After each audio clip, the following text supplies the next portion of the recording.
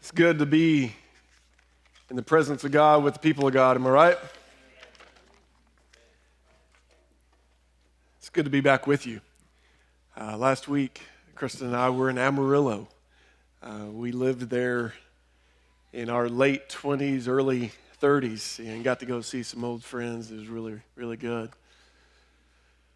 And last week, Adam kicked off our series, Acting Like Jesus. And it's this conversation that we've been in for some time of us being a people who are transformed into the image of Jesus. And as we jump in, I just want to start and ask you a question. Like, if we're going to be people who act like Jesus, let me take a step back and ask you the question of, what did Jesus act like? Like, what's your go-to image of who Jesus was and how he functioned? And what comes to mind? Do you think about the woman at the well? Do you think about dinner at Matthew's house? You know, the tax collector and eating with sinners? Maybe another tax collector, Zacchaeus? You think about Jesus actually touching and embracing a leper. You think about Jesus with the thief on the cross. Maybe it's that beachside breakfast when Jesus reinstates Peter and he asks him, "Do you love me?" Like, what do you think about? Do you see Jesus full of these characteristics of being merciful, compassionate, and forgiving, and loving? That's where I go when I think about Jesus, and I think it's right. I think it's good. I think that is who he is. It's who we've known our God to be, and it's who God revealed himself to be. You remember back in January when we started some of this conversation, we went back to the ancient text in Exodus chapter 34, when God reveals himself to Moses and he describes his nature. And he turns to him and he says of himself, he calls his own name, Yahweh, Lord, Lord, the compassionate and gracious God, slow to anger and abounding in love and faithfulness, maintaining love to thousands and forgiving wickedness, rebellion, and sin. This God who is merciful and forgiving, who clothes himself in compassion. And then there's this last line. Yet he does not leave the guilty unpunished. And before I jump into this, I want to tell you that last line is defined by the first description. That his compassion, and his mercy, and his faithfulness, and his forgiveness drives his need to address what has gone wrong. See, when Jesus comes, this picture that we get of him, he is the perfect balance of grace and truth. But here's the thing that we're going to get into today. Sometimes with Jesus, grace is muted for a moment so that truth can take center stage. And the reason for it is so that grace now can do its work.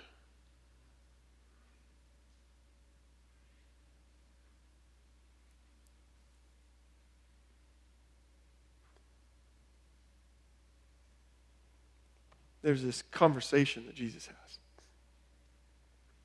in Matthew chapter 23. He has this encounter, and he's had some encounters that have led up to this. There's this group of religious leaders known as the teachers of the law, and a group within that known as the Pharisees. The Pharisees were a leading group of Jews that were known for their devout commitment to the law of God, to Scripture. And their commitment was to it to two ways. The written Torah, the written law of God, primarily even highlighting the first 5 books, but including the prophets as well. But Genesis, Exodus, Leviticus, Numbers, Deuteronomy, like the law of God where we come to know who he is and what he wants for his people. But also the oral Torah, which is understood as the rabbinical teachings. The teachers of the law would read the law and interpret what it meant and then hand that off to their people, very much like what I'm doing right now. And they were devout and committed to both of these things, to the law and to the teachings of the law.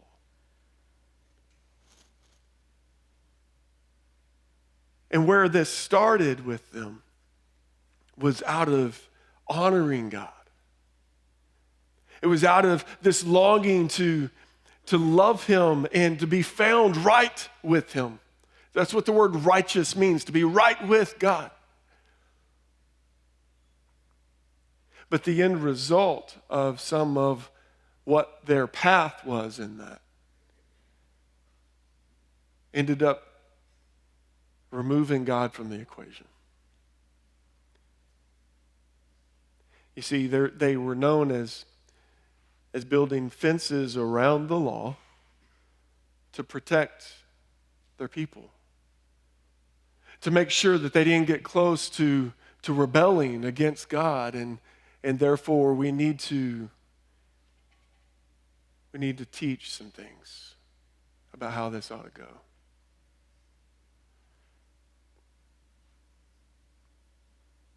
And over time, it led to prioritizing religion over relationship with God.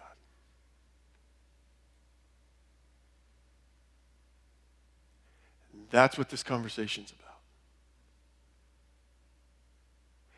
And I want to tell you with a warning as we begin. When religion is the goal, all hell breaks loose. I originally said it a different way and thought I'd get in trouble, so I'll put it that way.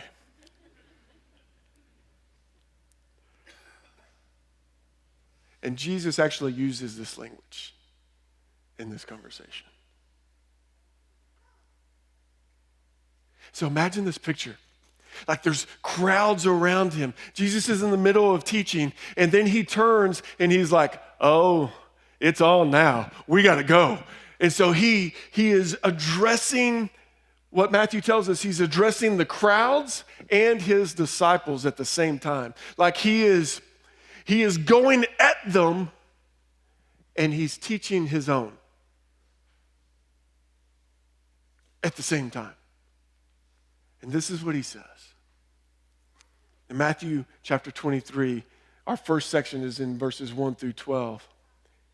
He turns and he says, these teachers of the law and Pharisees, like he's naming them, he's calling them out in front of them, right? He says, they like to sit in Moses' seat. And you need to do what they say. This is actually a seat, a literal chair that was in the synagogue that was a representation of their teaching authority. It was Moses handed them the law. They're now teaching the law, and so they sit in the place of Moses with authority from God to teach, right? It's like Jesus turning and saying, Landon, he likes to stand on his platform. Like that's what he's saying. He says, you need to do what they say because they are speaking from authority. But he follows up and he says, but don't do what they do. Because they don't practice what they preach.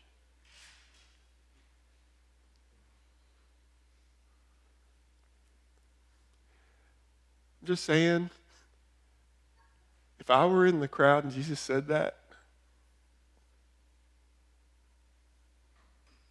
that would not go well for me. He said they put heavy burdens on their people and they don't even attempt to help them out with it.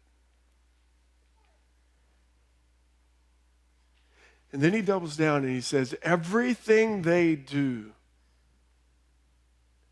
is for people to see.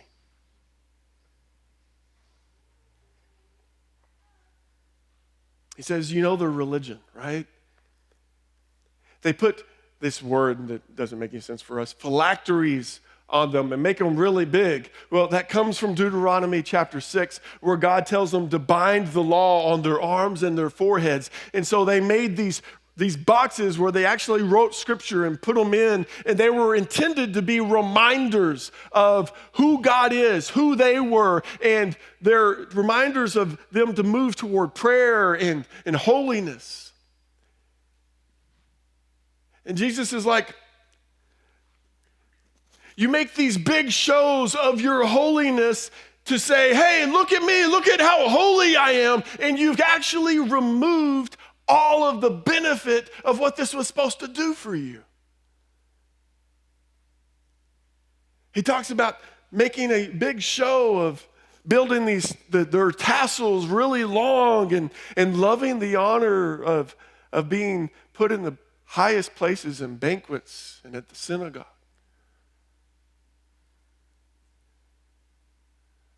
Now think about our culture a little bit. Be like the pastor saying, I'm going to call myself out. Be like the pastor saying, hey, I really like my front row parking spot here, and let's put my name on it so you know that that's me.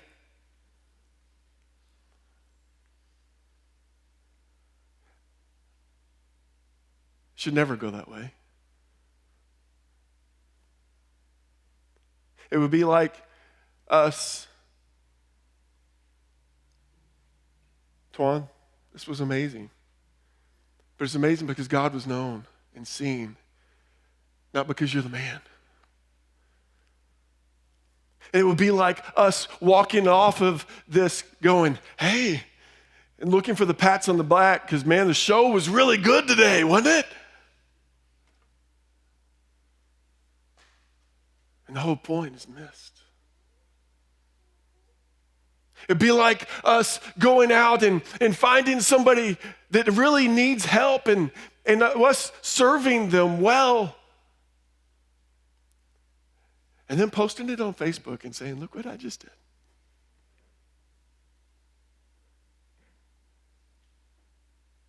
Or finishing that next Bible reading challenge and posting it on social media. I'll tell you, that can be our enemy in this. Because it's not about looking good for other people. It's not. He goes on, he says, they like to be called rabbi. You got one instructor, and it's him. Don't look for these special titles. Don't look to be called father or teacher.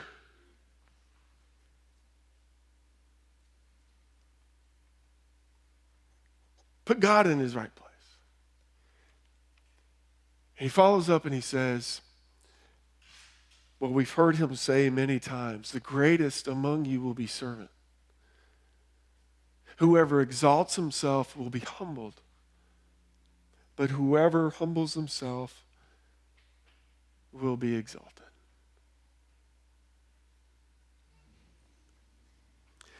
This conversation that Jesus is in this crowd would be like him calling me out, him calling our shepherds out, him calling our pastoral staff, our community pastors, our ministry leaders, and all of you good religious people. Like he's calling you out.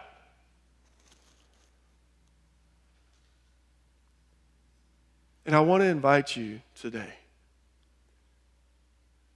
to not disassociate from it. I want to invite you today to not point the finger and say, oh, well, those poor guys. I want to invite you to consider, especially for those of us that have walked with God for some time. I want to invite you to consider what it is that Jesus wants for us today.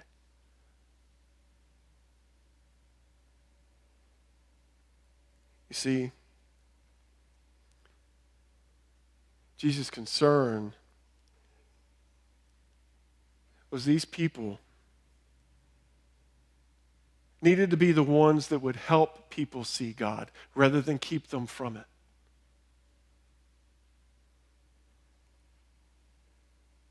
That they needed to lead from service rather than looking for authority from their role. You see, the goal of ministry and religion always is this: to see God and to know God, and then to help others see and know God. So now God can do his work. That's it.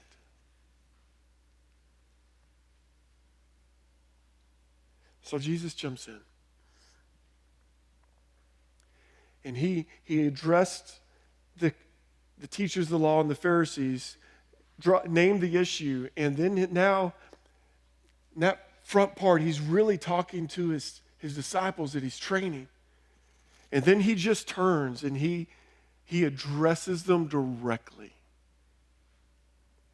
I can see Jesus like looking them in the eye, and this mixture of anger and compassion all wrapped up in one.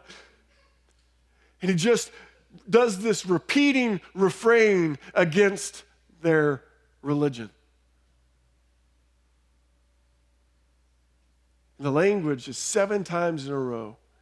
He says, woe to you. And that doesn't make any sense to us. It sounds very King James-y to me. What it really means is this. It means how tragic for you. How tragic for you, you teachers and you Pharisees.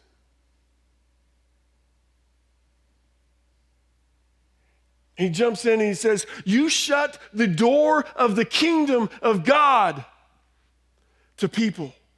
Like you close it off and they can't come in. And in fact, you don't even go in either. The very people who claim to know God are building up barriers and obstacles and keeping everyone out from knowing God.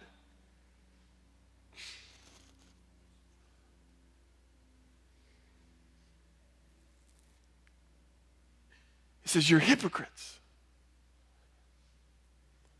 And that word simply means you are insincere. You lead a double life. What you say is not who you are.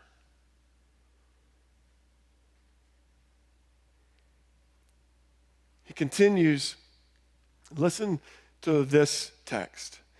Matthew 23:15. He says, woe to you, like how tragic for you, teachers of the law and Pharisees. You travel over land and sea. You go all the way across the world to win one convert. And when you do, look at that one, all hell breaks loose. You make him a child of hell that's twice as bad as you are. And get this. Your religion is not making children of God. Your religion is actually making children of hell in God's name.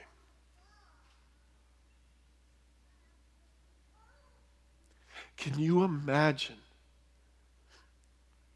Can you imagine Jesus saying that about us? I mean, excuse me, but what the hell?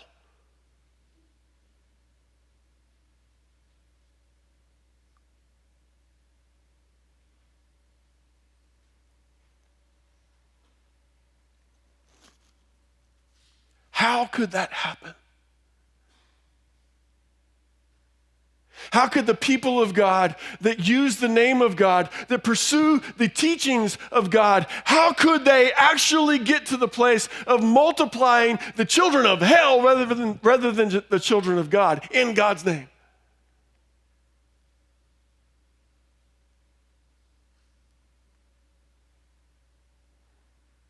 Let me show you, because Jesus continues and he goes deeper. He says, again, he says, how tragic for you. Woe to you, you teachers of the law and Pharisees. You're blind guides. Like you don't know where you're going and you're leading people off a cliff. He didn't say that. That's what he meant. He said, you swear by, you say that anyone who swears by the temple, it don't mean anything, but if you swear by the gold of the temple, well, now you're bound to it. It's a weird conversation. And he comes back and he says again, he says, you say that if you swear by the altar, you're not bound to it, but if you swear by the gift sacrificed on the altar, then now you're bound to it. Well, here's the deal. Here's what's going on. Jesus is dealing with the people who are binding themselves in oath for who they're going to be and how they're going to live based off of collateral. And the deal is this: there is no way to have collateral with the temple or the altar because you can't take out a loan against it, right? But you can against gold and your gifts. And his point is this: you value money. Please hear me. You value money over the one that you're truly indebted to. His question to them is, which one's more important? The gold of the temple, or the one who makes the gold in the temple sacred?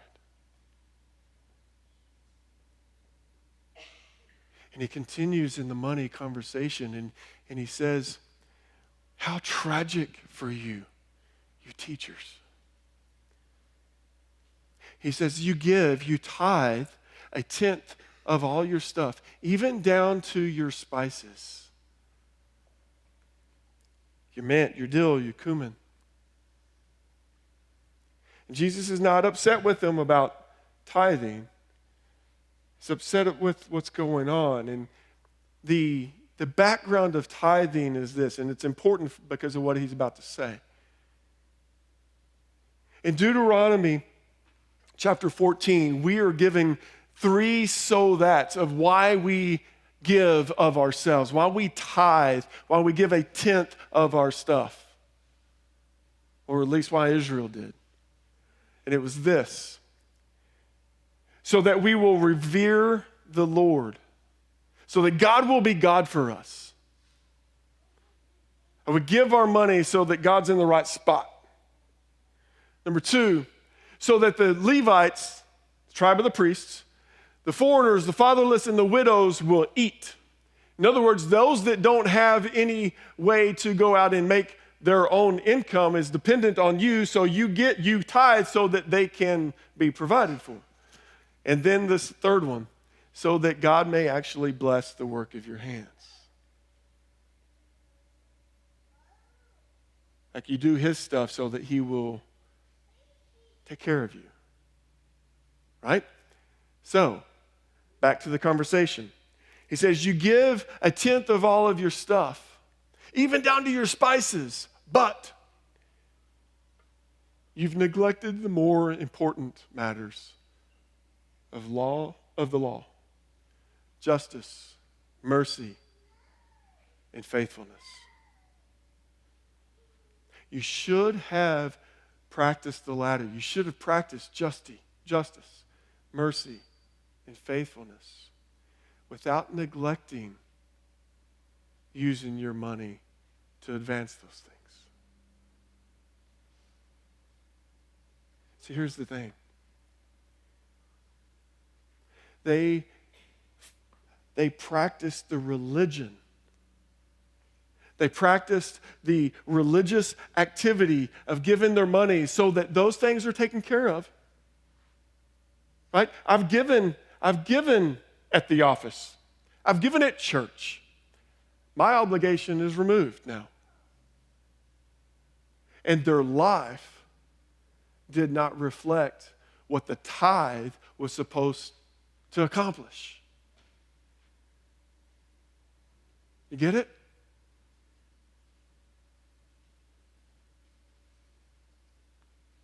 The tithe was supposed to put their hearts in position for them to now be that kind of people who are taking care of the people who need to be taken care of. Instead, it was simply used as a religious check mark that we've done what we need to do.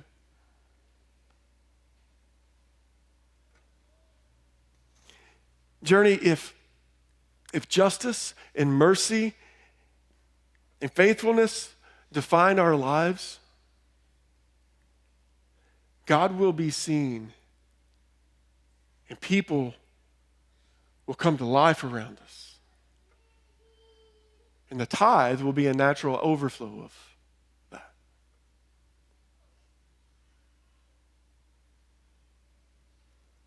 So, what I want to encourage you off of this is this. Look for opportunities today, this week, in your life to show mercy. Go care for someone who cannot care for you. Go forgive in ways that are undeserving. Let your life reflect what your tithe is supposed to be.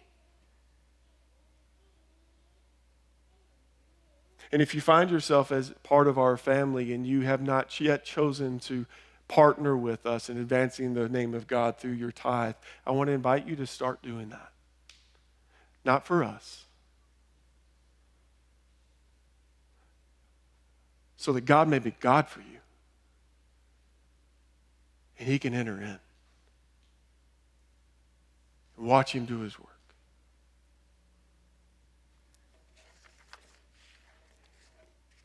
Jesus finishes with a couple of more, like, how tragic for you. He finishes in saying, like, you clean the outside of the dish, but the inside is just full of greed and self-indulgence. He says, you're like whitewashed tombs. You're like tombs that are painted white that look really pretty, but you know what's inside. And it's not good. It's dead men's bones. They're rotten. They're filthy.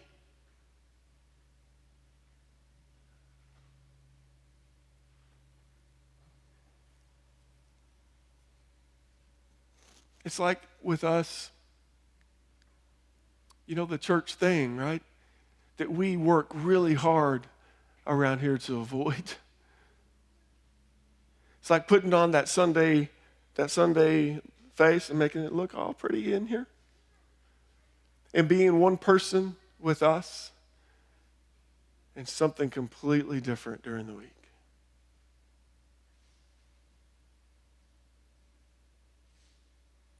Jesus is like,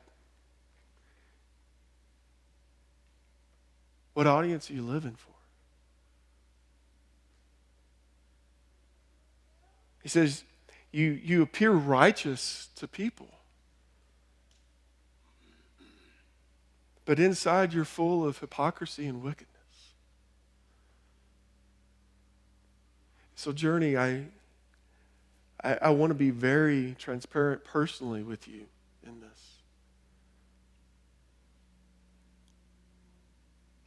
Like, which audience are we living for?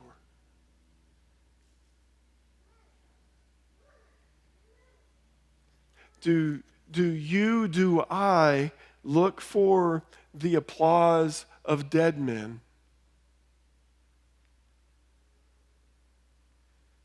Or do we look for the applause of the Creator of the world? I said I want to be real transparent. This is a thing for me. And it's one of the traps of this spot. Right? It's something that I've wrestled with my entire life. When I was in high school, I was looking for the applause of my coaches. Like, it was a thing for me. Even to the point of, as an adult, when I'm in the same room with a coach, there's this thing. It's so stupid.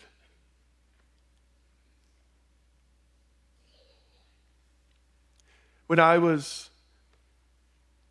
a youth, when I was in college, that moved to some professors. Not all of them, but some of them. And I worked really hard not to try to get their special attention because I knew that I needed it. Right? This inner battle. In my young youth ministry days, like, I wanted him to think really good of me. It's just nothingness.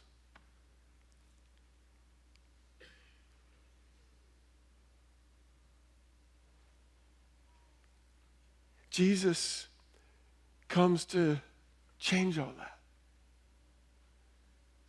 Jesus' conversation is, these dead bones need to come alive, and I can do that. Like, stop chasing these things.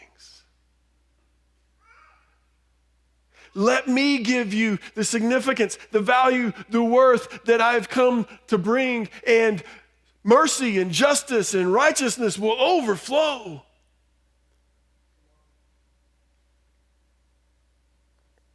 And the things that you're chasing will just come.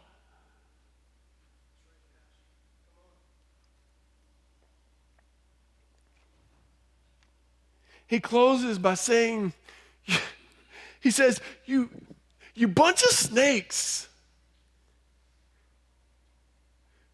How will you escape hell?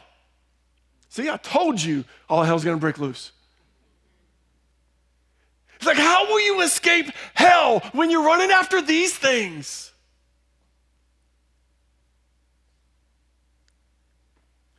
Journey. When our priority, when our pursuit is religion, rather than God,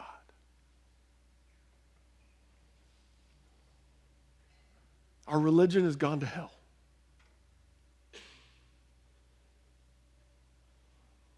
And Jesus is rejected.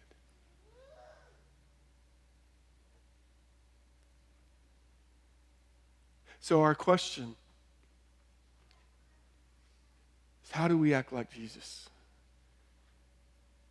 With religion and the religious.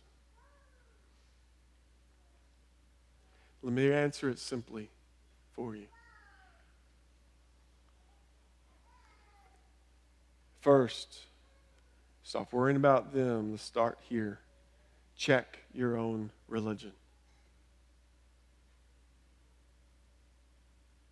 What are we pursuing? What is our goal? Is it to be seen right by others? Or is it to see and know our God? Once you've done that,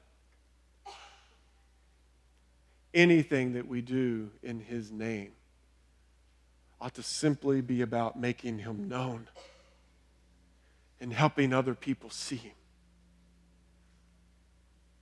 And if it's not about that, we probably ought to stop it.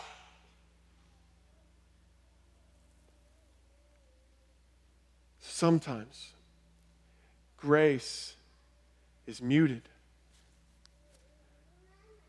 so that truth can take the front seat.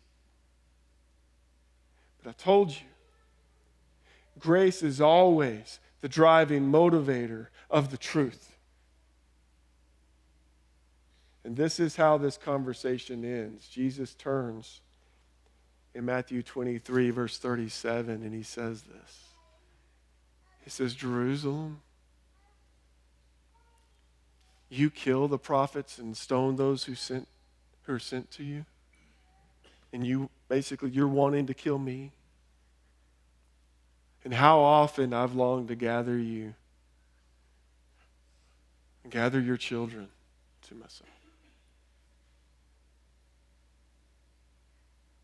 Like Jesus is speaking this truth because He loves them. And He wants something better.